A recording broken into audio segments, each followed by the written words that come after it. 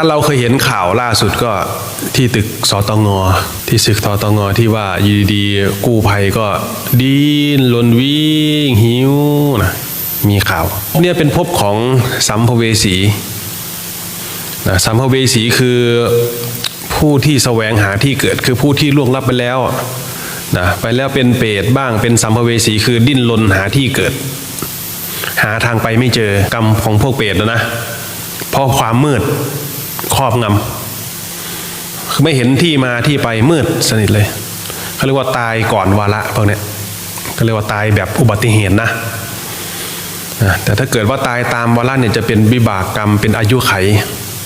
ถ้าตายแล้วนะก็จะจุติเกิดตามวิบากแต่พวกตายก่อนวาระเนี่ยมันจะยังคงค้างอยู่กรรมของมันมีกรรมยังค้างอยู่คนก็เลยจะแบบเหมือนเห็นคนที่อยู่ในบริเวณนั้นอย่างเงี้ยนะที่เห็นเขาถ่ายรูปติดที่มีคนเห็นเฮ้ยทำไมเห็นคนอยู่ตรงนั้นตรงนี้อย่างเงี้ยนะจะมีคนเป็นภพของสัมภเวสีภพของเปรตเห็นไหมที่มีวัยรุ่นถ่ายรูปกลางเมืองเลยนะเอากล้องโทรศัพท์ถ่ายนี่แหละเห็นเปรตอยู่กลางเมืองเปรตเดินรูปร่างสูงเลยตึกสูงนะเปรตสูงเท่าตึกเลยเดินอยู่กลางเมืองโอ้กล้องโทรศัพท์ถ่ายติดตอนแรกเขาเห็นเขาว่ามันจริงหรือเปล่าเขาเห็นตาไงเขาก็เลยหยิบโทรศัพท์ขึ้นมาถ่ายพวกนี้ใกล้เคียงอยู่ใกล้กันกับมนุษย์นี่ถือว่าเป็นภพที่กลางนะเป็นภพทางเลือกมนุษย์นะเป็นภพทางเลือกถ้าคนที่สร้างกุศลกรรมก็มีโอกาสไปเกิดเป็นเทพบุตรเกิดเป็นพรหมได้ขึ้นอยู่กับกรรมที่ตนได้บำเพ็ญแต่คนที่จมอยู่กับความมืดความชั่วช้าแล้วมันก็ผลักดันให้ตัวเองลงไปสู่ภพอสุรกายภพเปรตภพสัตว์เดรัจฉานพวกเนี้ยมนุษย์นี่เป็นภพทางเลือกจะไปทิศไหนก็เริ่มจากจุดนี้นะสัตว์เดรัจฉานเห็นไหมภพที่เราเห็นที่ทุกข์ยิ่งกว่าเรามนุษย์สเปโตมนุษย์ที่จมอยู่ด้วยความอยากได้มนุษย์เปรตนะมนุษย์อสุรกายมนุษย์ที่เกี้ยวกาดมนุษย์ที่อำมหิตนะไม่มีความเห็นอกเห็นใจมีแต่ความอำมหิตนะอสุรกายมนุษย์เปรตมนุษย์อยากได้มนุษย์โลภมนุษย์ที่ใจเป็นนรกนะก็จะทุกข์ได้หาทางออกจากทุกข์นั้นไม่เจอมืดนะใจนี่เป็นนรกเผาทุกข์ไปหมดเลยหาทางออกไม่เจอทุกขังอยู่ด้วยความทุกข์ส่วนมนุษย์ที่พอเห็นทางก็จะมีจุดที่ได้พักบ้างไม่ได้บีบคั้นด้วยความทุกข์มีกัลยาณมิตรมีเพื่อนบ้างพวกนี้จะมีบุญระดับหนึ่งมีกำลังสติมีกำลังปัญญาที่สามารถพัฒนาตัวเองให้พ้นจากทุกข์ได้มนุษย์เทโวมนุษย์ผู้มีใจสูงสัตว์เดรัจฉาน4 เท้าสัตว์2 เท้าสัตว์ปีกสัตว์น้ำโอ้พิสดารไปหมดเลยสังสารวัฏของสรรพสัตว์ถ้าเราไม่ประจักษ์กับตัวเองเราจะสงสัยอยู่ตลอดแต่ถ้าเราประจักษ์เราจะไม่สงสัยนะมันมีเครื่องพิสูจน์อยู่นะรู้ไหมการอบรมจิตภาวนาเนี่ยจะช่วยให้เรามองเห็นความจริงที่เราไม่เคยเห็นการฝึกสติเราทำให้เรามองเห็นเหตุแห่งกรรมและผลของกรรมได้ชัดขึ้นสิ่งที่เราจะเห็นเลยว่าทำไมเราถึงทุกข์ทำไมคนนั้นถึงทุกข์แล้วมันจะเห็นเหตุแห่งกรรมได้ชัดมากนะมันจะเห็นตัวเองก่อนทำไมเราสุขทำไมเราทุกข์มันจะเห็นต้นสายปลายเหตุมันจะเห็นไปตามเหตุแห่งกรรมและผลของกรรมเหตุปัจจัยตามกรรมเพราะเรื่องนี้เป็นเรื่องที่ละเอียดลึกซึ้งที่สุดนะเป็นความรู้ที่รู้เรื่องกรรมนะเป็นความรู้สึกตัวที่มาเห็นเรื่องเหตุแห่งกรรมและผลของกรรมจุดนี้เป็นจุดที่ละเอียดที่สุดของมนุษย์ทั่วไปเนี่ยแค่จะเลี้ยงชีพตัวเองให้รอดพ้นแต่ละวันนี่ก็สาหัสแล้วมนุษย์ที่เรียนรู้นะในการพัฒนาศักยภาพของตนเองให้ความทุกข์เบาบางลงไปได้เนี่ยหาได้ยากมีแต่พระอริยะบุคคลที่รู้ด้วยเหตุแห่งทุกข์นะรู้จักทุกข์รู้จักต้นเหตุแห่งทุกข์รู้จักความดับทุกข์รู้จักคนทางในการปฏิบัติเพื่อความดับทุกข์ถ้าไม่มีคนบอกคนสอนคนชี้ทางเอาไว้เนี่ยเราจะมืดมนมากเลย นะจะไม่ต่างจากสัตว์เลยนะเมื่อเราไม่มีความเห็นอกเห็นใจกันเราเดินไปเจอกล้วยสุกหวีหนึ่งเนี่ยก็แทบจะฆ่ากันเพื่อที่จะเอากล้วยนะเหมือนฝูงลิงนะกัดกันเลือดตกยางออกเลยนะแต่มนุษย์เนี่ยมีการเรียนรู้คือมีกำลังสติที่สามารถพัฒนาได้นะถ้าเราสนใจในการเรียนรู้ในการพัฒนาสติสมาธิปัญญาโดยเฉพาะการฝึกนะสติสมาธิให้มีกำลังจนรองรับเหตุผลที่ตรงต่อความจริงเนี่ยจะช่วยเกื้อกูลให้เราเรียนรู้ตามธรรมของพระเจ้าได้อย่างละเอียดจนไม่สามารถอธิบายเป็นภาษาได้เพราะธรรมประเภทนั้นเป็นธรรมที่ละเอียดเกินภาษาที่จะอธิบายกันเป็นความรู้ที่ไม่สามารถอธิบายออกมาอันนั้นคือขั้นละเอียดนะแต่ขั้นที่สามารถสื่อสารได้ก็สื่อสารกันไปตามเหตุตามปัจจัยตามเหตุแห่งกรรมเรื่องนี้มีอยู่ในโลกใบนี้มีหลายเรื่องหลายราวที่ความรู้ของเรามันคับแคบเกินไปที่เราจะไปรู้ได้ทั้งหมด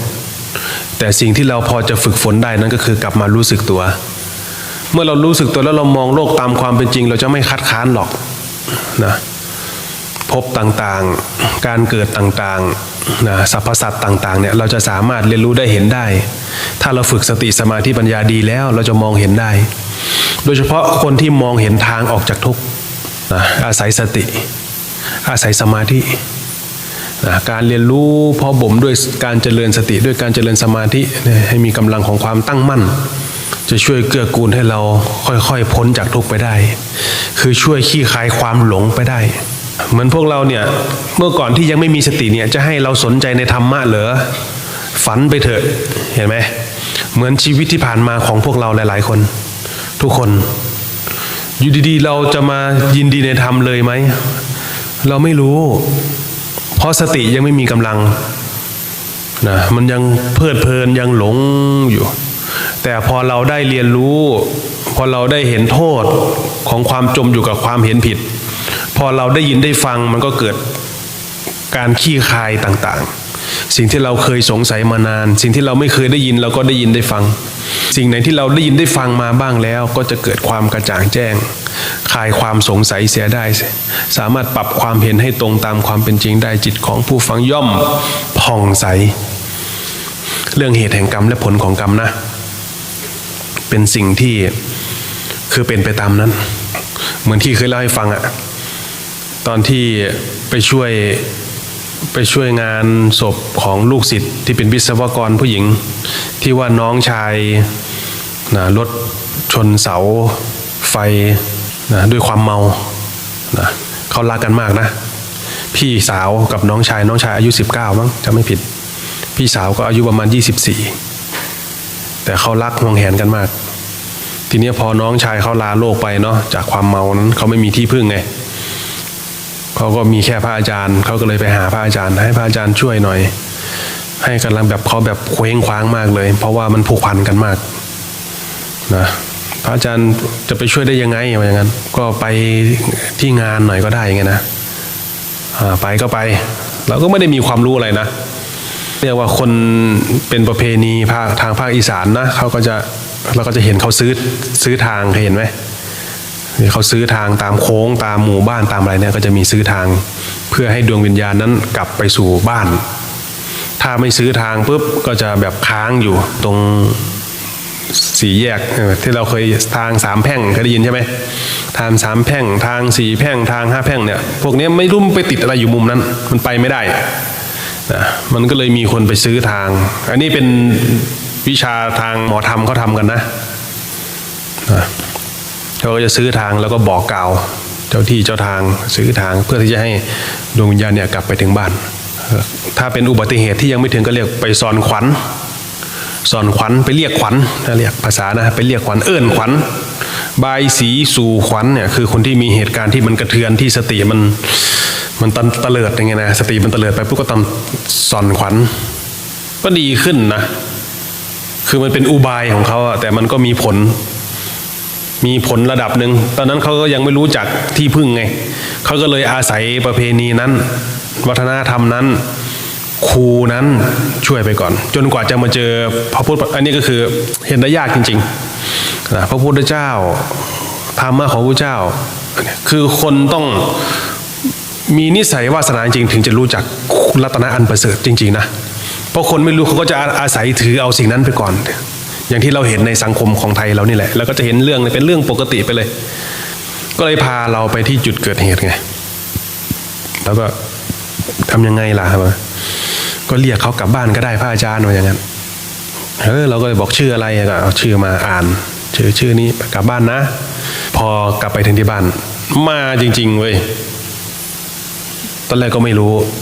ไม่เคยมีประสบการณ์ไงก็ไปเรียกเฉยๆไม่มีความรู้เรื่องพวกนี้พอกลับไปถึงบ้านปุ๊บเข้าไปถึงมันก็เริ่มเข้าทุ่มหนึ่งแล้วนะทุ่มหนึ่งแล้วเขาก็อยู่ดีก็เข้าลงรถกันมาก็เข้ามาที่หน้างานนะเขาก็จะมารอฟังธรรมพระอาจารย์กันใช่ไหมล่ะพระอาจารย์ก็จะพูดเรื่องธรรมะให้เขาฟังกันสักพักหนึ่งน้าที่เป็นผู้หญิงร้องไห้ขึ้นมาร้องว่าหนูยังไม่อยากตายอย่างนั้นแต่ว่าอยู่ข้างๆนะอยู่ต่อหน้าเรานี่แหละแต่ว่าเอาแม่นี่มาบังเราไว้รู้เลยว่าเขาเนี่ยหลบบางอย่างคือแบบหลบเราอะเหมือนกับว่าแบบกลัวอย่างเงี้ยนะมันกลัวเราอะโอ้ตายแล้วมันมีจริงๆเลยเนี่ยมันหลบเอาแม่นี่บังตัวเองไว้หนูยังไม่อยากตายแล้วก็กอดหนูน่าจะเชื่อฟังแม่ว่าอย่างนั้นอ๋อแม่ก็เลยถามว่าตอนนี้ทำบุญให้ได้ไหมอะไรเงี้ยได้อยู่แล้วแบบตอนนี้อยู่ไหนบอกอยู่จุดเกิดเหตุนั่นเลยว่างั้นไปไหนไม่ได้อยู่ตรงนั้นเลยว่าอย่างนั้นนี่แหละมาได้ที่ไปตามกันมานี่แหละว่าอย่างนั้นทำบุญให้ได้กินไหมบอกได้ว่าอย่างนั้นที่เราพูดนี่คือเราอยู่ในเหตุการณ์นะเราอยู่ในเหตุการณ์เนี่ยเราจำเรื่องราวได้เพราะว่าเราอยู่ในเหตุการณ์นะมันเป็นเรื่องมุมหนึ่งที่หลายคนอาจจะไม่เคยมีประสบการณ์เจอก็แบ่งปันเผื่อพวกเราอาจจะได้เงื่อนนะจะได้ไม่ประมาทในกรรมมันมีนะโลกหลังความตายนั่นนะไม่ใช่ว่าไม่มีพระพุทธเจ้าท่านตัดไว้ชอบแล้วนะมนุษย์นะสัมปรายภพเปรตอสุรกายสัมภเวสีนะที่พูดแล้วเราก็เคยเจอประสบการณ์นั้นมาแล้วไงนะเคยเห็นมาแล้วก็เลยมาแบ่งปันเพื่อจะได้แง่เพื่อจะได้เงื่อนในการเรียนรู้ด้วยความไม่ประมาทในกรรมต่อไปนะมีจริงๆนะเรื่องนี้พอเจอมากับตัวเองเคยเจอเรื่องหนึ่งนะที่ศรีบุญเรืองอำเภอศรีบุญเรืองเนี่ยรู้สึกว่าครูบาบอลเนี่ยจะได้ไปด้วยกันด้วยซ้ำมั้งนะบ้านเนี่ยเขาจะนัดญาติพี่น้องเนี่ยมาทำบุญกันช่วงสงกรานต์ทำไมถึงเป็นวันช่วงสงกรานต์เขาบอกว่าช่วงนี้เป็นช่วงที่เขาปล่อยให้เขากลับมาเอาบุญหมายถึงโลกนรกนะที่เขาพูดนะเขากลับมาได้ยังไงคือเขาเดิมทีเนี่ยเขาเป็นนายพรานนะคือหากินล่าสัตว์เลี้ยงครอบครัวจะว่าตั้งใจไหมก็มันเป็นวิถีชีวิตอ่ะไม่ได้ตั้งใจไม่ได้คิดลึกขนาดนั้นก็ถือว่าทำบาปด้วยสัญชาตญาณนะก็มีบาปอยู่แต่ว่าบาปนั้นก็ไม่ใช่ว่าคนเนี่ยเป็นคนที่แบบคิดแบบโลภแบบลิษยาแบบติดการพนันแบบอะไรพวกนั้นอ่ะก็ยังเป็นคนที่แบบมีความซื่ออยู่นะเขาให้มา3 ปีบอกเวลาด้วยบอกวันด้วยวันที่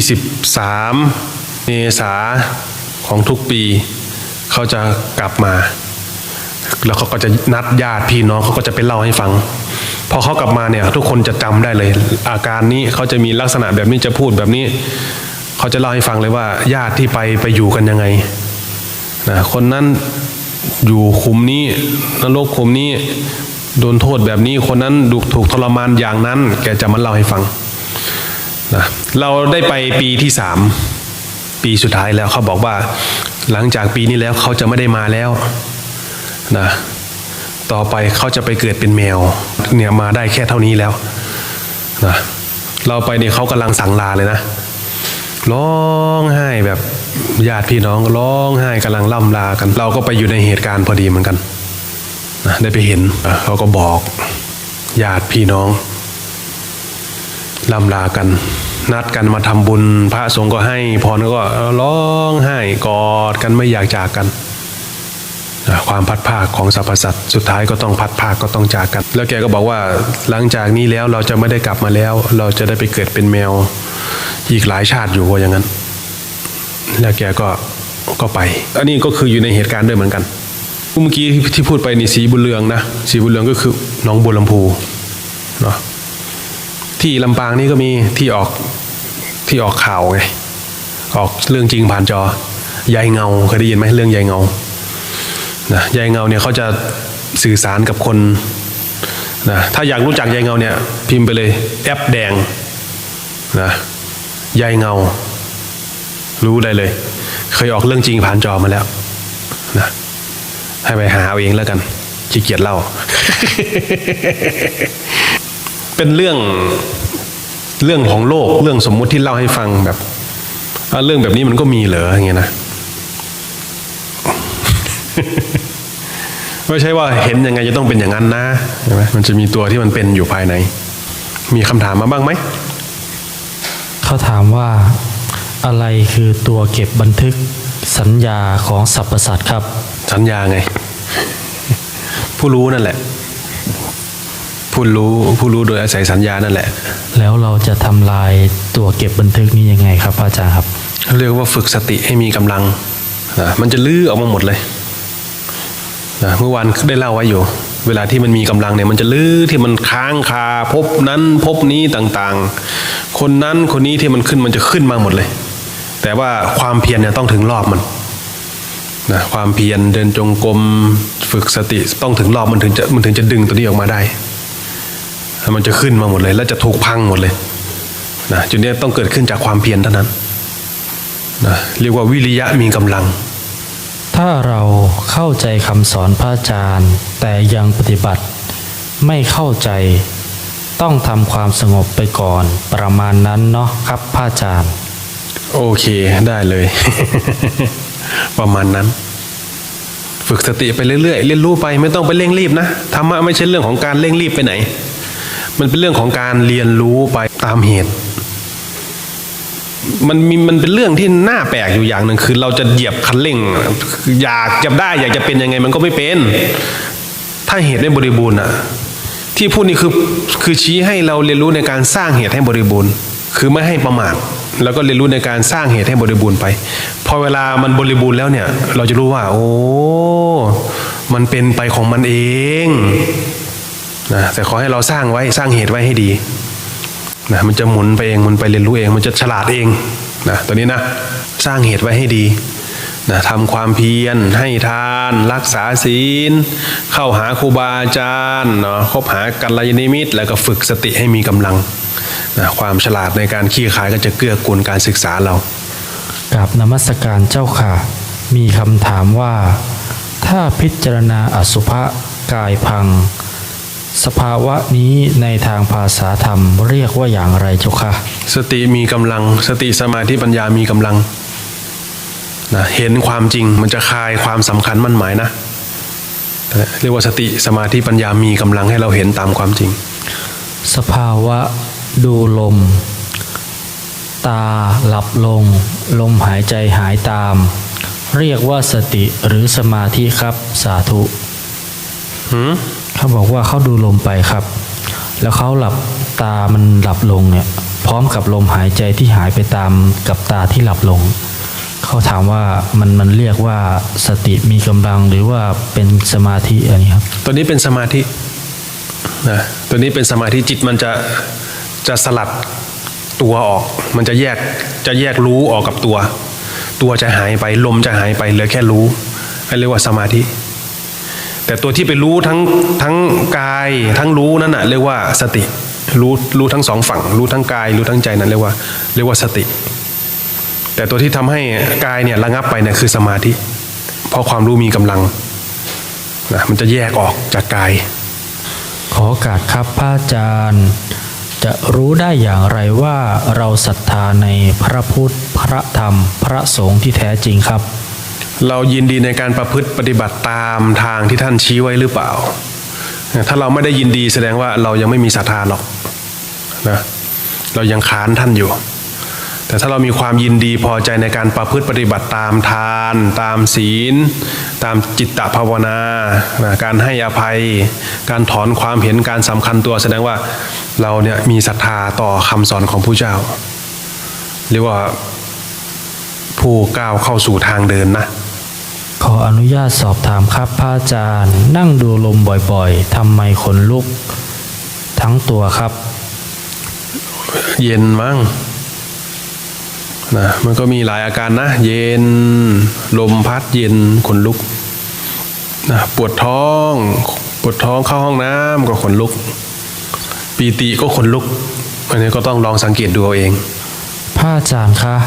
ทำบุญแล้วหวังบุญอยู่ จะทำยังไงถึงจะไม่นึกถึงคะสาธุค่ะ มันก็เริ่มเรียนรู้ไปเองนะทำแล้วก็ไม่ได้อะไรทำแล้วเป็นธรรมก็ทำแล้วได้ทำทำแล้วก็เป็นธรรมแล้วมันจะรู้เองแหละนะมันไม่แต่อธิบายอ่ะมันจะรู้เองว่ามันไม่เอานะทำไปเถอะเรียนรู้ไปโอเคไหมวันนี้ ครับ